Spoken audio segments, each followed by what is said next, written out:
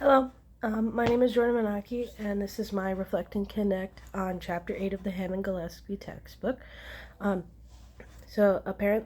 we're basically what this chapter touches on a lot is improvisation and how beneficial it can be in string students and music students, more like, and different means of having your kids improvise and introducing it into your curriculum. Um, right off the bat, it states on page 236 also, improvisation is integral to music genres other than Western art music. It is interesting that in a study by Mick 2012, the 5 most preferred eclectic styles of music identified by middle school and high school students all involve improvisation as part of their structure: Celtic, jazz, American folk, mariachi, and bluegrass. By teaching students to improvise, they may better understand and perform authentically these different styles of music. So, I think right there is probably one of the best reasons to kind of introduce this into the curriculum, even though it does have other uh, like added bonuses to it.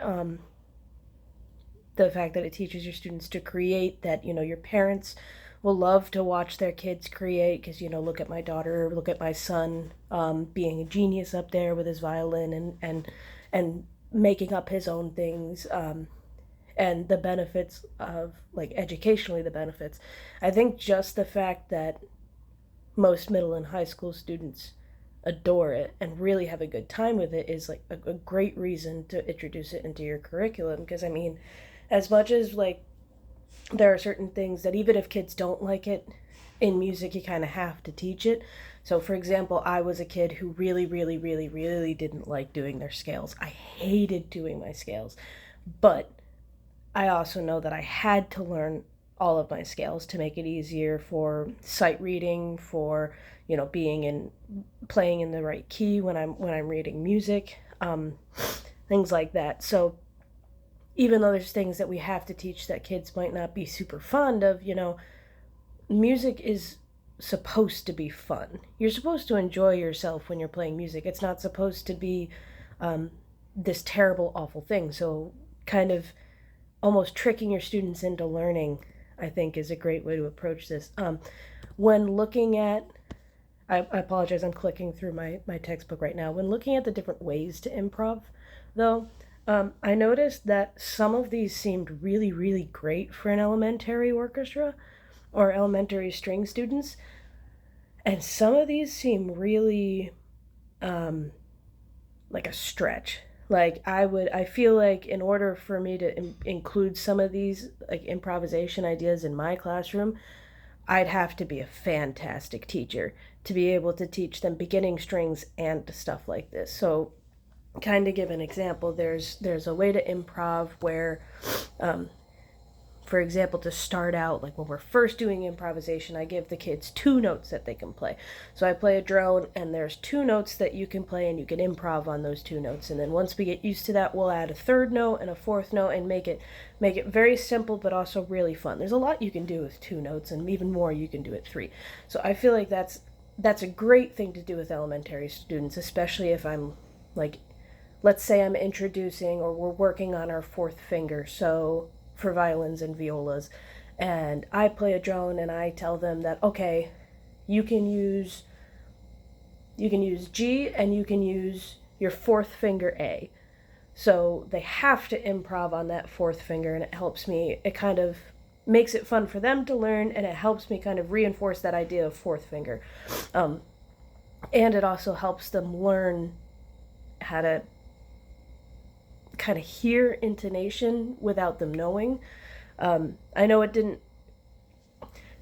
I work with a drone all the time to tune my own stuff, so having them like letting them play with improv and drones and things like that, while also trying to play tune, I feel like it could help train their ears to kind of hear pitches better.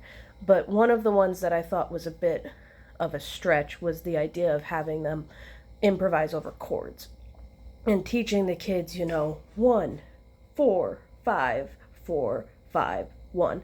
So I don't know if it's just because I wasn't introduced to this until I was in high school. Um,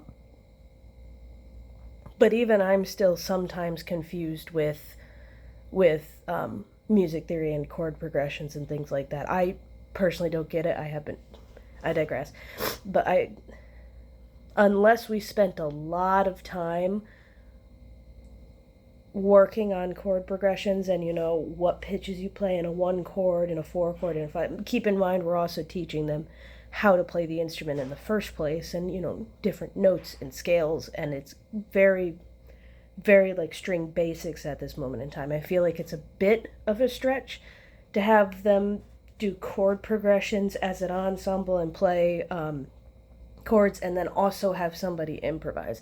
So either I feel like that would be great use of something for like maybe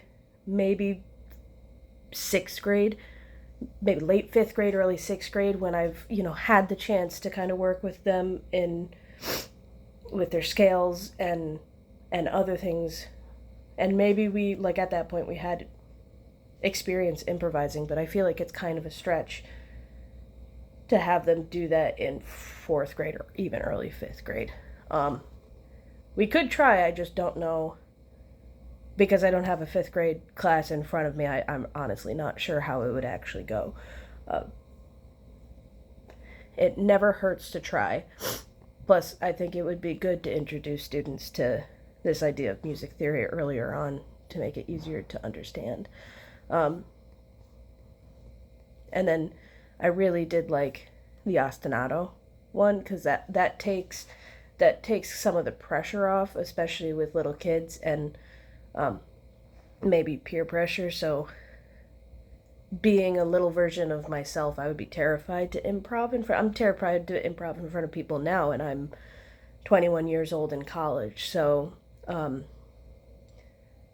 taking the rhythmic idea out of it and just having them play a rhythmic ostinato, but using their own notes to kind of improvise kind of gives you the best of both worlds. So I don't have to worry about making up a rhythm, but I just have to kind of mess around with the notes and see what sounds good and what doesn't. All in all, I really, really like the idea of improv being a part of string teachings. I don't think we do it enough.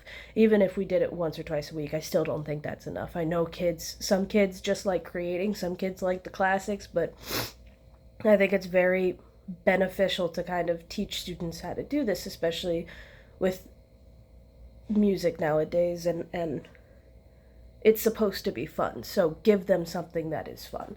And I like the idea of adding improv to my curriculum.